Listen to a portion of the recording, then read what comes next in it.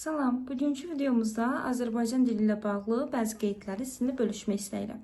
Başlayaq. Birinci qeydimiz frazeoloji birləşmələrlə əlaqədardır. Frazeoloji birləşmələrin tərəflərini təşkil edən sözlər ayrılıqda təhlil olunmur. Bu nə deməkdir? Məsələn, söz vermək onun adətidir. Burada biz deyə bilmərik ki, söz qeyri-müəyyən təsirli halda işlənmiş isimdir. Çünki frazeoloji birləşmənin tərəflərini təşkil edən sözləri cümlədə ayrı-ayrılıqda morfoloji təhlil edə bilmərik. Yəni, bu artıq bütöv bir birləşmədir. İkinci bir qeydimiz. Həmçinin ol, et, bil sözlərinin iştirakı ilə yaranan ayrı yazılan mürəkkəb feillərdə də tərəfləri ayrı-ayrılıqda təhlil etmirik. Məsələn, kömək etmək onun üçün dəyərlidir. Köməyə etmək. Burada deyə bilmərik ki, kömək qeyri-müəyyən təsirli halda işlənmiş sözdür. Çünki kömək etmək artıq burada bir nitq səsdir, mürəkkəb feildir. Necə ki, başqa mürəkkəb sözlərdə biz tərəfləri ayrı-ayrılıqda təhlil etmirik, eləcə də mürəkkəb feillərdə də əsasən də bu mürəkkəb feillərdə qayda belədir. Bəs ol, et, bil feillərini biz nə vaxt müstəqil feil kimi təhlil edirik?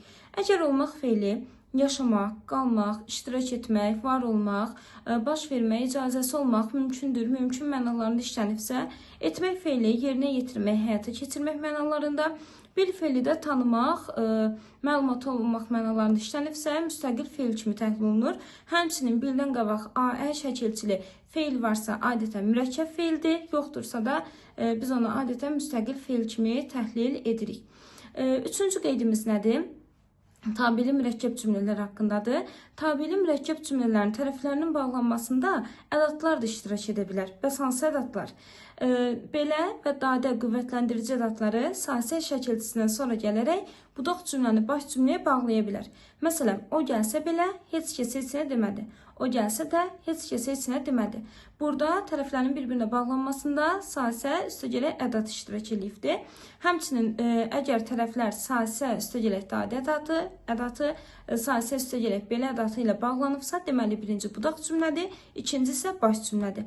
Həmçinin mü ədatları da baş və budaq cümləni bir-birinə bağlaya bilər. Bəs nə vaxt?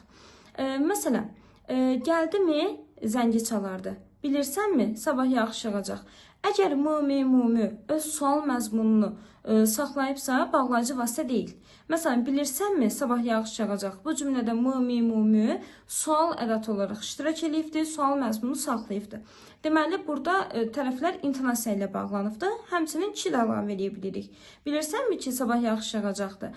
Deməli, birinci baş cümlə gəlib, ikinci də budaq cümlə gəlibdir. Gəldimi, zəngi çalardı. Sual məzmununu itiribdir. Sual məzmununu itirən mü ədatı artıq bağlayıcı vasitədir. Ancaq sual məzmununu itirməyibsə, bağlayıcı vasitə sayılmır.